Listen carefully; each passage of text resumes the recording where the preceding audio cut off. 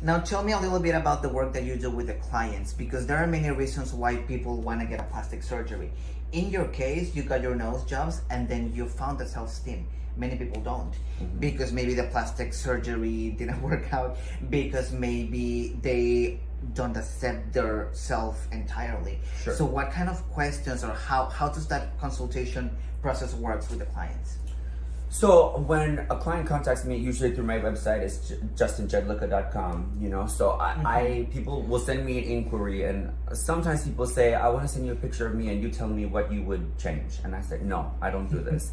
And I don't agree with plastic surgeons that do this. You come in for a boob job and you leave with a full mommy makeover. Like, probably not the best to instill doubt in someone's mind. So if you have something to say, I know I don't like this feature, but I'm not exactly sure what to do with it, okay, then I'm willing to put in my 2 cents, but I don't want to make anyone feel inadequate or put doubt in someone's brain. So if then we can talk about something specific or a couple things in specific, sure, then I will tell them, okay, I'm going to send you my plastic surgery questionnaire where I have a basic set of questions really about their personal life, about their work life. They don't have to answer it, but it's helpful for me to sort of be able to understand whether or not someone is better for a surgical procedure or they're better to actually just have a cosmetic procedure where they don't have to undergo surgery, or if they have any health ailments, or if they have a support group to help them through the recovery. But it helps me sort of be able to package things in a comprehensive manner and understand their life a little better so I can best navigate them where I think they should go.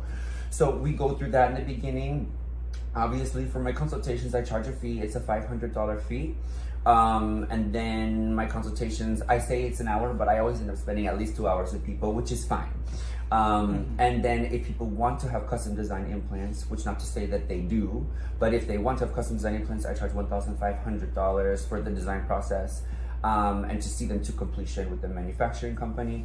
And additionally, if they want me there the day of surgery, I can be there for $800 for the day. So in some cases, people would like to have me in the operating room. I can't touch them, I'm not medically licensed. But if the doctor agrees, and the patient wants me to do that, and my client wants me to do that, they can sign an observation waiver, and I can be in there to oversee as an advocate for them. Of course, it's not necessary, but if it makes someone feel more at ease, it's fine. And I can, before the surgery, mark with the doctors why I made the implant a certain way and make sure everything's positioned right. But of course, I try to make sure that we manage the client's expectations, that I let them know that this is, even though it's a cosmetic procedure, it's literally like if you're having a surgery, you're paying to put your body through a car accident. And you have to be able to mentally prepare yourself that it's going to look worse before it's going to look better. And it's a commitment to this. And once you do it, usually it's very hard to go backwards from it. So if you don't like it, we have to, we have to clear our minds and say, okay, we're gonna start fresh, but we can't go backwards, because sometimes I meet people who've had 2 or 3 nose jobs before they've come to me and say, well, I just wanna have my old nose back.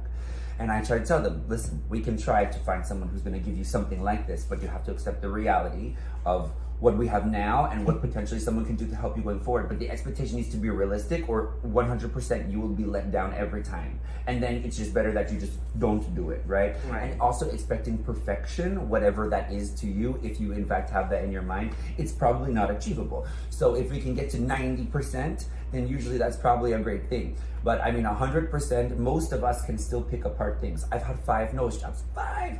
And the thing is that with those 5 nose jobs, do I still see things that I don't love? Of course, there's a couple things here and there. Do I tell the whole world what they are? No. But do I accept that after 5 nose jobs, if I have a 6th, I understand that the likelihood of me having more of a problem than fixing a problem is higher. That I will potentially cause more problems by trying to fix something so tiny that most other people probably don't notice it. But do I see it? Of course I do. So there has to be a level of acceptance at some point, I think.